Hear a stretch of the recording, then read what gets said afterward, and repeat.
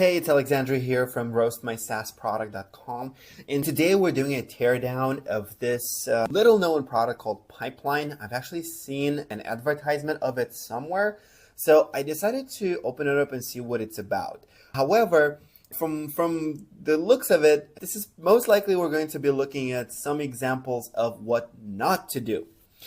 Okay, so I see this pipeline. It says streamline your investment process. Now, I'm not a fan of the word streamline. Of course, I'm not a copywriter, but from what I've seen, from all my experiences with landing pages, the simpler the language, the better. Of course, if we see pipeline provides investors with powerful tools to manage deal flow, track progress, and drive better investment decisions. So I understand what this is about. So as an investor, as somebody who either wants to invest in companies or even buy companies, you normally want to track your deal flow. So you want to track who you're looking at, what kind of startup, their metrics, all the information about them, so that you would know like what stage they're in, so you know when you need to do due diligence, and all the different things, right? So you want normally, or rather if you're not doing this at high scale, you can get away with a simple spreadsheet. So pretty much from what I'm seeing, Pipeline is trying to compete against spreadsheets. Now, I'm seeing this as potentially useful if you have a large deal flow. So if you need to go through a lot of startups, and maybe you're making a big amount of investments, maybe you're looking through a lot of companies that you want to purchase, maybe you're purchasing companies on a regular basis, this is the time when I see this as something useful. However, there is something that I've heard from investors specifically. They normally use assistants. And by the time assistants, or rather, by the time deals get to the managing partners who are supposed to make a decision, they only get a handful of them, where an app like this may not be really that useful. So this is an example of like why you need to talk to your ICP in terms of not would you use this application, but in terms of finding out if this problem is important enough and if they're doing anything about solving it. So this is very important. Now, let's just look through the landing page quickly, and then we'll try to get access to the application because it looks like they're in the very early stages. So we see this messaging here. It says who they're trusted by, right? Who they're supposed to be users, and a way to join the wait list. And they're definitely, and this is an interesting thing, they're definitely showing they're from San Francisco, right? They have an office in San Francisco, and that's what I call like bragging rights. So they can't brag about this because they're located in San Francisco. So that qualifies a little bit as social proof. Just by the fact that they are in San Francisco, there's already a certain amount of trust that you associate with them. However, there's nothing else except this. There's no pricing, there's nothing. There's just a join waitlist. Now, here's the thing, and this is not specifically about landing pages per se, although you can definitely make this landing page a little better, or rather, what I'm about to suggest will make the landing page better. But generally, when you are not ready to launch a product just yet, what you want to do is try to offer a reason to join the waitlist. This alone, just reading this, is not going to make me want to do this. Now, what you can do is offer some type of lead magnet. So if I join the waitlist, I would get that lead magnet, and this way you have my contact of somebody who is potentially interested in the product. So you made me much more interested in joining this waitlist because you're giving me something, and just a potential access to the application may not be enough because you haven't. What I don't see here is agitating the problem, seeing the problem. Okay, streamline your investment process. Okay, so what? Maybe I already considered that my investment process is streamlined. So I don't know what you mean by this. What does it mean to streamline? This is such a word that can be interpreted in so many different ways. So Pipeline provides investors with powerful tools to manage deal flows. What do you mean by powerful tools? What kind of tools? How are they going to help me drive better investment decisions? Are these tools going to help me drive better investment decisions? What kind of tools are going to make it possible? So there's no pain here, and there's no agitation of the pain, and there's only like part of mentioning the solution. So that's more of a teardown of the landing page itself, but the main thing is not like the reason why I wanted to talk about it first of all is to mention that if you want to put up a waitlist, waitlists themselves don't work. You need to at least use some copywriting to get somebody to feel the pain, to get them to join the waitlist. Or you need to provide some free value in return, a lead magnet, right? Maybe a PDF, maybe a free email course, maybe a checklist, maybe a list of some potential startups. So for example, if we're considering that maybe I'm an investor in startups, maybe you can provide me a list of 50 startups that are looking for investments, or 50 startups that could be possible to invest in. Now, that's something that I may be interested in to leave the emails. Now, the other thing that I'm assuming that these founders are doing, they're probably doing either cold email or cold calling to talk with investors to talk about this potential product that they want to build. And they expect that maybe they're going to hop on this website and they're going to leave their emails, right? But if you already have the email, by doing that cold email or cold calling, you can get that email. This is not important, right? So this doesn't help.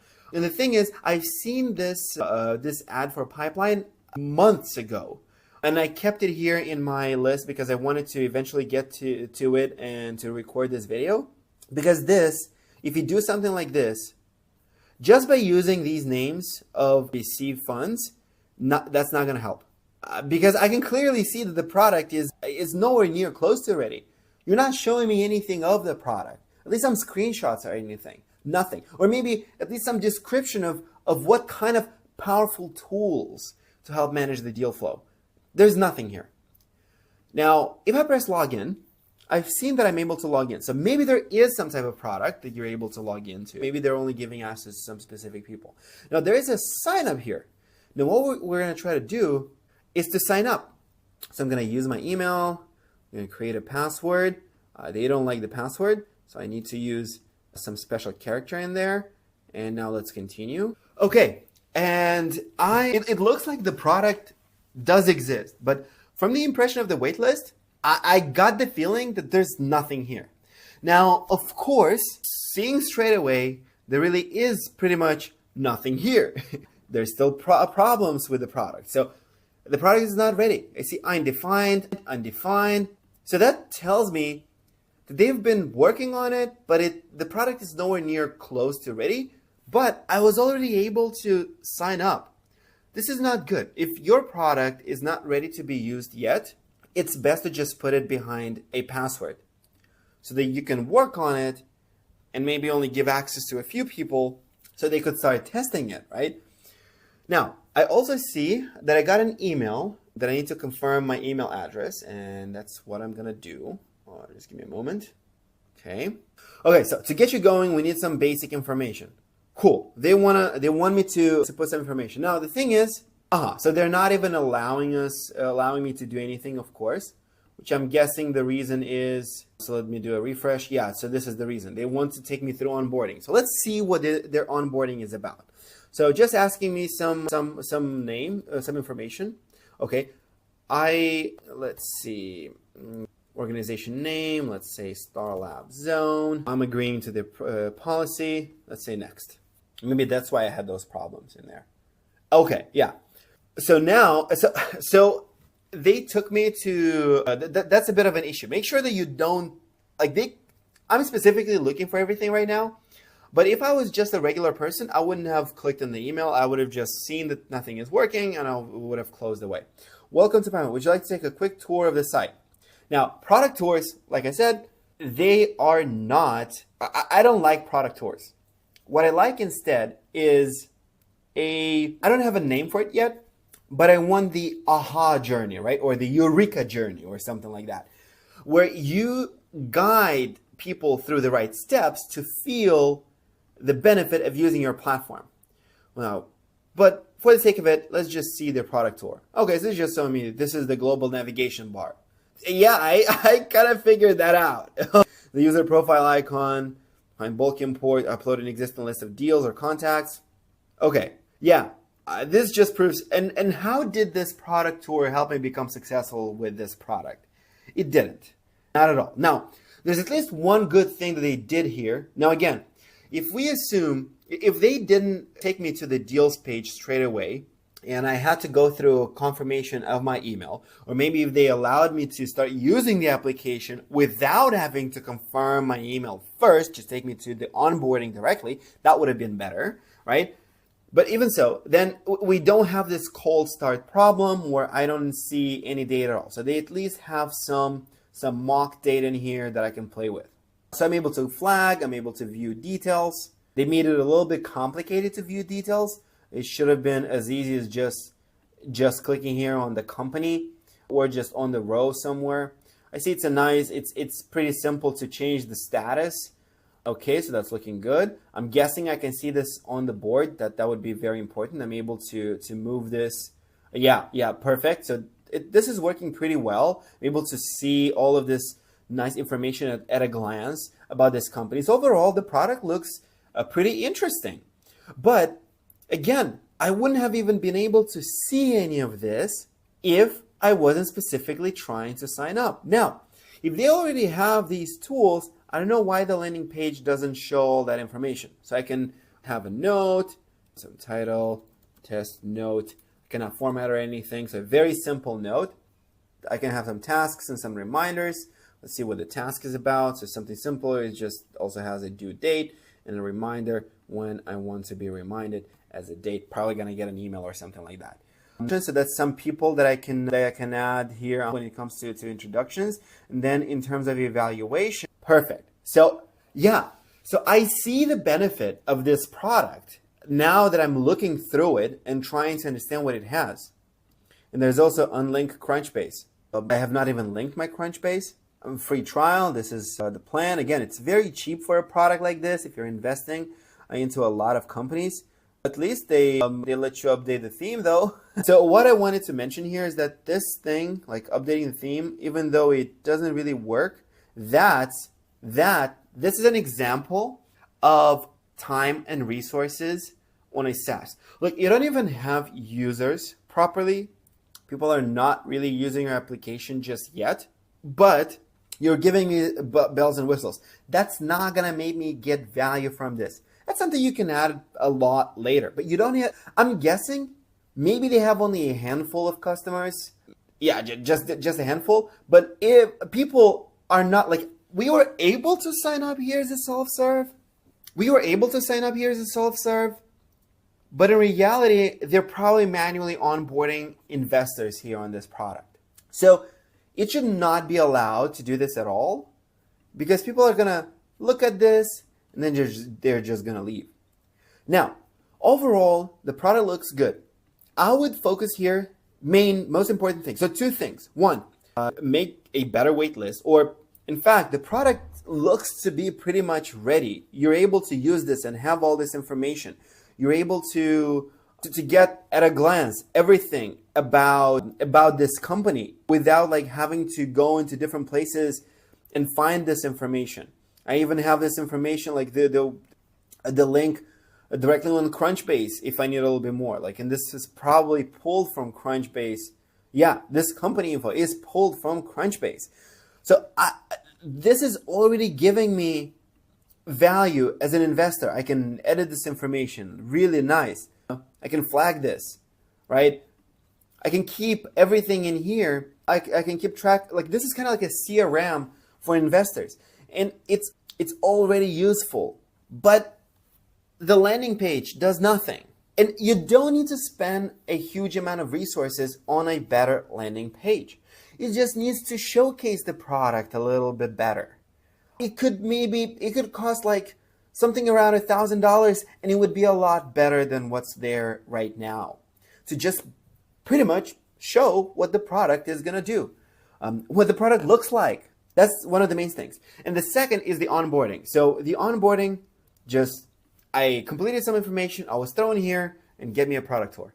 Now, instead of spending that time on the product tour, because they did spend some resources on that, it would have been better to show me how to add a deal. Take me through the process of adding a new deal.